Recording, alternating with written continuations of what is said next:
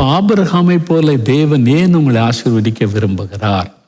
நீங்கள் இருக்கிற கிராமத்தில், உங்கள் பட்டணத்தில், நீங்கள் இருக்கிற அந்த சூழ்நிலையில் ஒரு குறைவில்லாமல் நிறைவான ஆசீர்வாதத்தோடையே உங்களை வைக்க விரும்புகிறார்.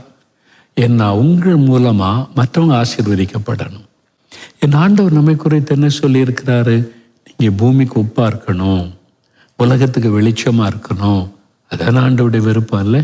ஆபிரகாம் பார்த்தீங்கன்னா அவர் முதலாவது தன்னுடைய சொந்தங்களுக்கு ஆசீர்வாதமாக இருக்கிறார்.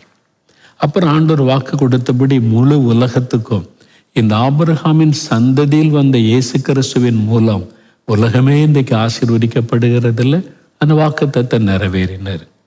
நீங்கள் முதல்ல பாருங்கள், அவருடைய சொந்தங்களுக்கு ஆசீர்வாதமாக இருக்கிறார்.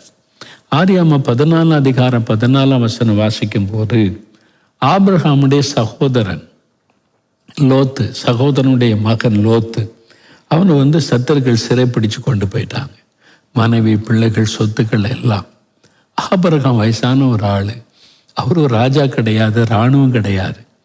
ஆனால் அவர் தன்னுடைய சகோதரனுக்கு ஒரு ஆபத்துன்னு தெரிஞ்ச உடனே தன் வீட்டிலிருந்து எல்லாரையும் அவர் கூப்பிடுகிறார். வாங்க, நான் போய் என் சகோதரனை மீட்டு கொண்டு வர வேண்டும் என்று அவர் யுத்தம் பண்ண புறப்பட்டு போய் ஆதியாகமம் 14 நீங்கள் 16 வாசிக்கும்போது சகல பொருட்களையும் திருப்பி கொண்டு வந்தான்.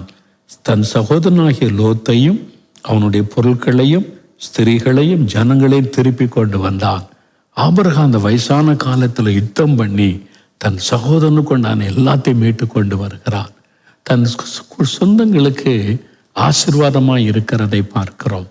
ஆபிரகாம் ஒரு சுயநலவாதியாய் வாழாதபடி மற்றவர்கள் மீது அன்பும் கரிசனையும் உள்ளவராய் இருந்தார். தன்னுடைய சகோதரன் அங்கே இருக்கிறான், அவருடைய குடும்பம் அங்கே இருக்கிறாரு, அது அழிந்து விடுமே என்கிற ஒரு பாரத்தோட கூட, அக்கறையோடு கூட அவர் பிரார்த்தனை பண்ணுகிறார்.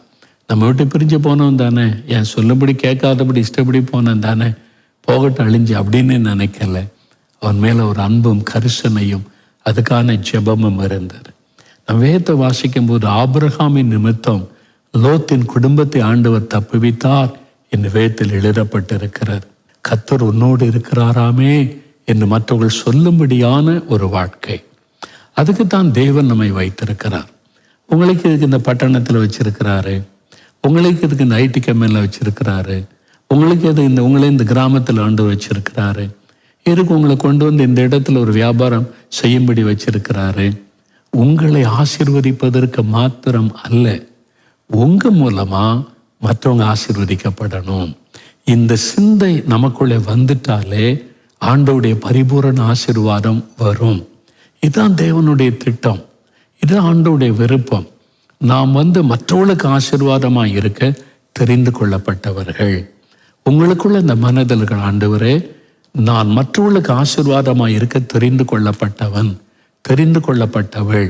எங்கள் தெருவில் இருக்கிற மக்களுக்கு ஆசீர்வாதமாக இருக்கணும், எங்கள் கிராமத்தில் இருக்கிற மக்களுக்கு ஆசீர்வாதமாக இருக்கணும், எங்கள் சொந்த பந்தங்களுக்கு நான் ஆசீர்வாதமாக இருக்கணும், என் மூலமாக உங்களுடைய ஆசீர்வாதம் அவங்களுக்கு போகணும், அதற்கு நீர் என்னை பயன்படுத்தும். அப்படி நீங்கள் ஜெபிக்கணும். சுயநலமாகவே நமக்கு என்ன, அடுத்தவங்க நமக்கு இதுக்கு நம்மளை மட்டும் பார்ப்போம், அது சுயநலமான வாழ்க்கை. அவங்கள தேவன் பரிபூரணமாக ஆசீர்வதிக்க முடியாது. எப்போவுமே இந்த உலக மக்களைப் போல சிந்திக்காதபடி வேதத்தில் தேவன் நம்மை குறித்து என்ன சொல்லி இருக்கிறார் அதில் கவனம் செலுத்தி அதற்கு அர்ப்பணித்து கொள்ளணும். நம்ம உப்பாக இருக்கணும், வெளிச்சமாக இருக்கணும், மற்றவங்களுக்கு ஆசீர்வாதமாக இருக்கணும்.